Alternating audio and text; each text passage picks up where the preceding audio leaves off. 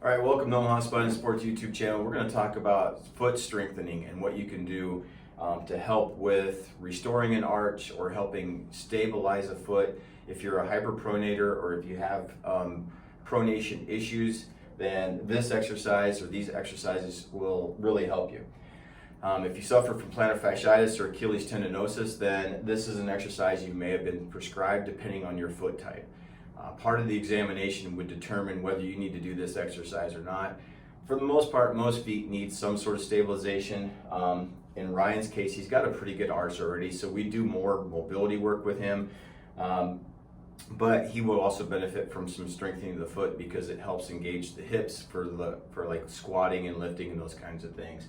But for the most part, this is for the pronator, people that hyperpronate through their feet.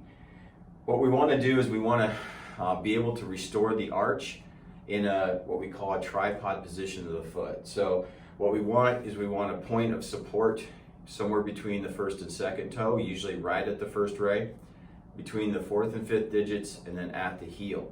And so as we move, we're actually going to use the lower leg, the tibia, the fibula, and the hip to help externally rotate, which means spin our leg out while we keep that tripod position of the foot.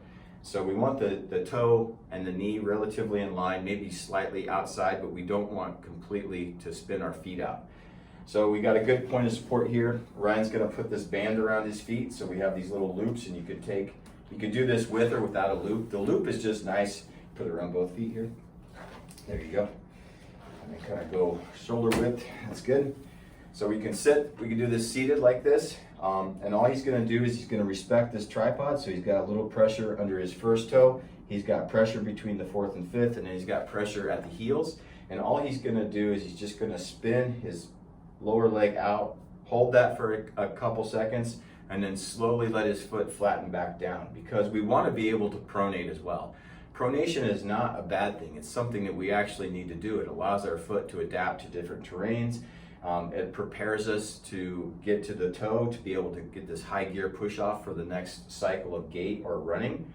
And so we want to be able to pronate. So we want to let the foot flatten back out. So as he spins the legs out, we should see this arch form. And then as he slowly returns, we should see the foot somewhat flatten. We want to do this slowly. We want to train what's called the eccentric phase, which is kind of the control phase of the foot. And that's what engages the stabilizers of the foot. In the standing position, he's just going to stand up, same thing. It's a little bit easier because now we can start to use kind of the whole lower extremity, so we can use the legs and the hip. If you're a lifter, maybe you've been told to spread the earth to create power in your hips. That's exactly what this is doing. Is basically he's just externally rotating, which means he's spinning out. He's keeping the tripod of the foot, and then he's slowly letting that pronate or come back down to the ground. And so even if you're not a runner, if you're a lifter, you're just a weekend warrior, or you have foot and ankle pain, whether you do any of these activities, this exercise can really help you if you suffer from the pronation issues that can be caused from hyperpronation of the feet.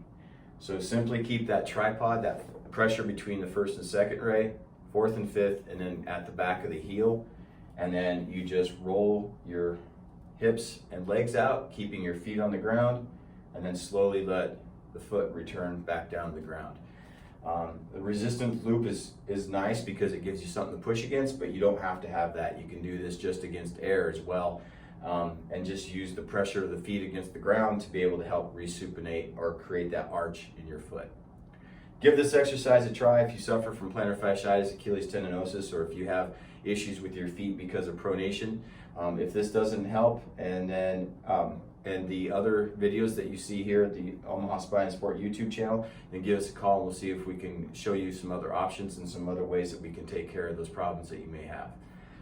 If this does help, then I'd appreciate if you leave us a review or at least some comments, and go out there and be the best version of you today. Thanks.